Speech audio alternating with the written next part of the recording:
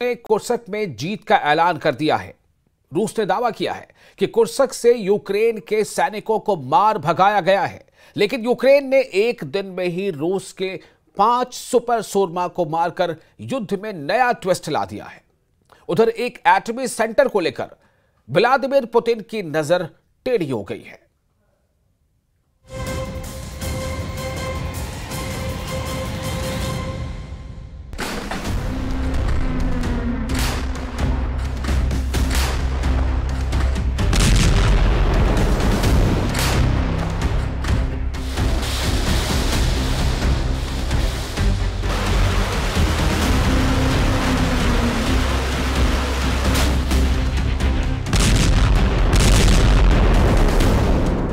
Putin के लिए ये युद्ध अब मुसीबत से भी बड़ी आपदा बन चुका है।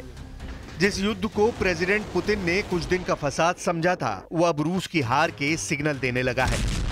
जंग में यूक्रेन हावी होता जा रहा है, भीषण तबाही मचा रहा है। रूस में घुसकर यूक्रेन युद्ध को अपने हिसाब से लड़ने लगा है।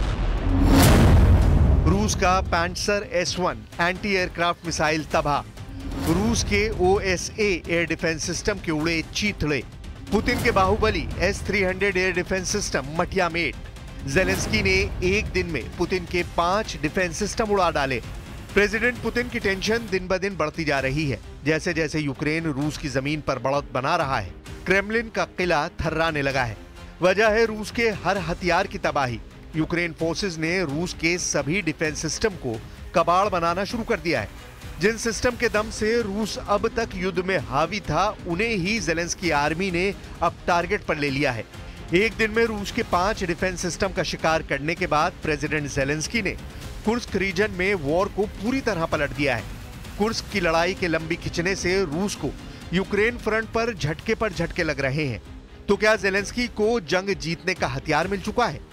आखिर किस हथियार से रूस के सभी बाहुबली कहे जाने वाले डिफेंस सिस्टम के यूक्रेन एक वार से परखच्चे उड़ा रहा है? इसकी डिटेल जानना प्रेसिडेंट पुतिन के लिए बेहद जरूरी है। लेकिन पहले वॉर जोन में रूस का रुतबा कैसे मिट्टी में मिलता दिख रहा है, वो देखिए। रूसी सेना की कुर्स्क में घनघोर पिटाई हो रही है। पुतिन आर्मी अपनी जमीन बचाने के लिए बैकफुट पर पहुंच चुकी है। कुर्स्क ओब्लास्ट में बीते 2 दिन से यूक्रेन हावी है। ग्राउंड बैटल में यूक्रेन फोर्सेस ने कुर्स्क के साथ सुज्जा में भी कई फ्रंट जीत लिए हैं। अब यूक्रेन में रूस की सेना की पिटाई शुरू हो चुकी है। रूस के हथियार गोदाम तबाह हो गए हैं। कभी यूक्रेन का हिस्सा रहे क्राइमिया, जिस पर अब रूस का कब्जा है, उस बॉर्डर पर भी रूस की सेना सरेंडर करती दिख रही है। कुर्स्क में रूस का सबसे बुरा हाल हो रहा है, जहां यूक्रेन ने एक बफर जोन बनाकर रूसी सेना की घेरेबंदी कर लाशें बिछा दी हैं। प्रेसिडेंट ज़ेलेंस्की ने दावा किया है कि रूस ने सिर्फ कुर्स्क की लड़ाई में 38,000 से ज्यादा सैनिकों को नुकसान उठाया है।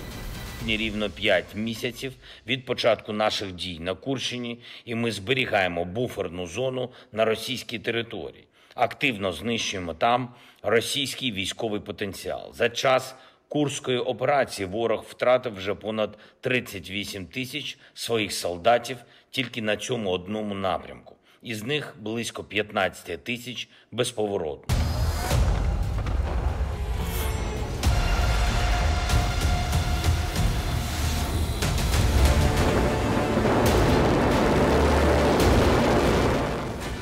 यूक्रेन की सेना ने रूस को बड़ा झटका देते हुए सोमवार को एक ही दिन में 5 एयर डिफेंस सिस्टम को तबाह कर दिया। यूक्रेन की सेना ने रूस के 2 पैंट्सर S-1 एंटी एयरक्राफ्ट मिसाइल और गन सिस्टम और OSA एयर डिफेंस सिस्टम और 2 S-300 एयर डिफेंस सिस्टम को एक ही दिन में तबाह कर दिया। अनुमान है कि रूस को इस झटके से करीब $35 करोड़ का झटका लगा है। इससे पहले यूक्रेन सेना रूस के S-400 एयर डिफेंस सिस्टम को भी तबाह कर चुकी है।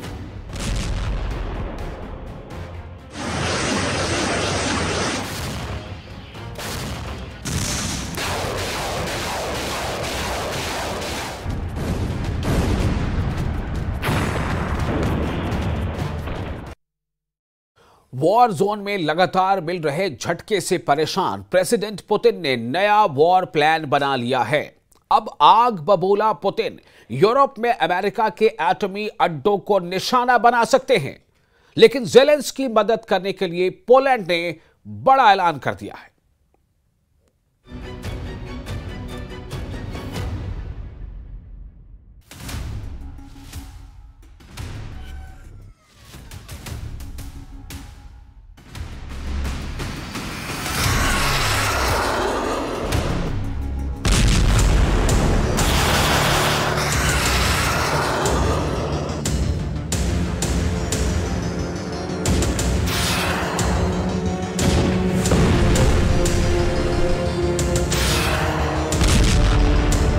यूक्रेन फोर्सेस ने जिस पैंसर S-1 एंटी एयरक्राफ्ट सिस्टम से रूस ने युद्ध में अब तक बढ़त बना रखी थी, उसे तबाह कर अब जंग का रुख बदल दिया है। रूस के जिस लड़ाके को यूक्रेन ने बर्बाद किया, उसे प्रेसिडेंट पुतिन की सुरक्षा में भी तैनात रखा जाता है। पैंसर S-1 एंटी एयरक्राफ्ट मिसाइल और गन सिस्टम $2 करोड़ की कीमत वाला हथियार है। रूस इस सिस्टम को बेहद संवेदनशील इमारतों, महत्वपूर्ण संस्थानों, राष्ट्रीय मूल्य की जगहों और व्यक्तियों की हिफाजत के लिए करता है। इसका असली नाम SA-22 ग्रेहाउंड है, लेकिन पैंसर इसका पॉपुलर नाम है।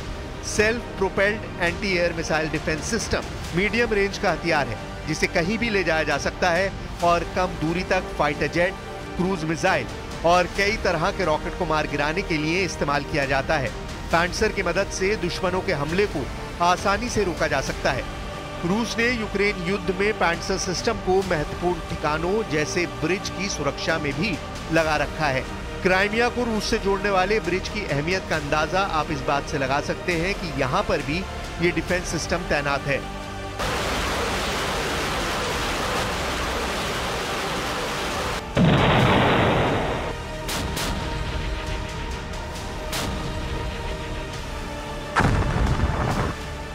रूस जिस हथियार को अवैध मान रहा था, उसे यूक्रेन ने बारूदी धमाके से निस्तनाबूद कर दिया।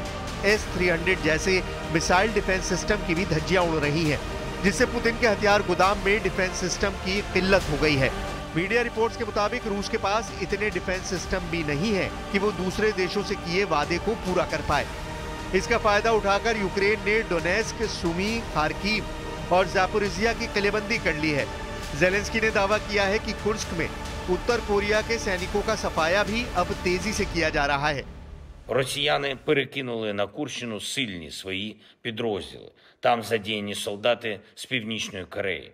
Важливо, що всю цю свою силу окупант не може зараз спрямувати на інші наші напрямки, зокрема на Донеччину, зокрема проти Сум, зокрема на Харківщину чи Запоріжжя.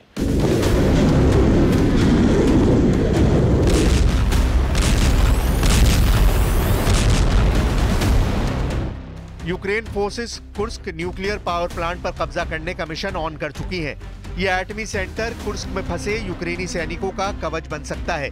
ज़ेलेंस्की आर्मी ने प्लांट को कब्जे में लिया तो रूस का युद्ध में बचे रहना मुश्किल हो जाएगा, क्योंकि अगर रूस अपने ही पावर प्लांट पर हमला करता है तो दोहरे नुकसान का खतरा बनेगा। एक एटमी रेडिएशन का और दूसरा IAEA इसे न्यूक्लियर हमला घोषित कर सकता है। वहीं यूक्रेन की सेना एटमी प्लांट पर पहुंची तो एटमी युद्ध को टालना नामुमकिन हो जाएगा, जिसके बढ़ते खतरे को देखते हुए अमेरिका ने रूस के खिलाफ गोलबंदी शुरू कर दी है। जापान विजिट पर पहुंचे अमेरिकी विदेश मंत्री एंटनी ब्लिंकन ने जापान का यूक्रेन के साथ होने का ऐलान किया है। When Russia committed its aggression against Ukraine in 2022, one of the first countries to stand up strongly for Ukraine was Japan. There was a recognition here and something that because Japan saw it and recognized it and stood up, resonated around the world, a recognition here that the aggression that Russia was committing was not only against Ukraine, not only against the Ukrainian people, but against the very principles that are at the heart of the international system.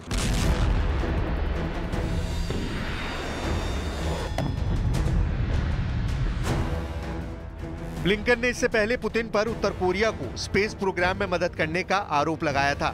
Blinken ने दावा किया है कि युद्ध में 10,000 सैनिकों को भेजकर किम जोंग उन ने रूस से स्पेस प्रोग्राम की डील कर ली है। वहीं हर तरफ से मिले सेटबैक से अलग रूस के रक्षा मंत्रालय ने दावा किया है कि रूसी सैनिकों ने पूर्वी यूक्रेन में महीनों तक चली लड़ाई के बाद सबसे अहम फ्रंट पर जीत दर्ज कर ली है।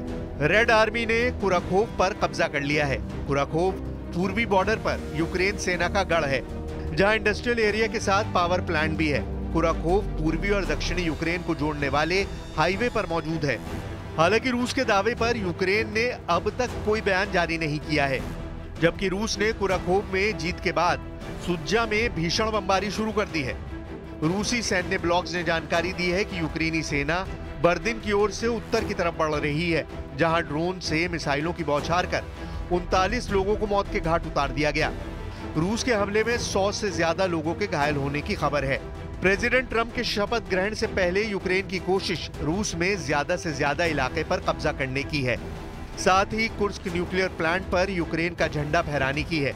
ज़ेलेंस्की आर्मी अपने मिशन में कामयाब रही तो ट्रंप के साथ होने वाली डील में यूक्रेन का पलड़ा भारी रहेगा। हालांकि प्रेसिडेंट पुतिन ऐसा कभी होने नहीं देंगे। पुतिन आर्मी कैसा पलटवार करती है, ये देखना अभी बाकी है।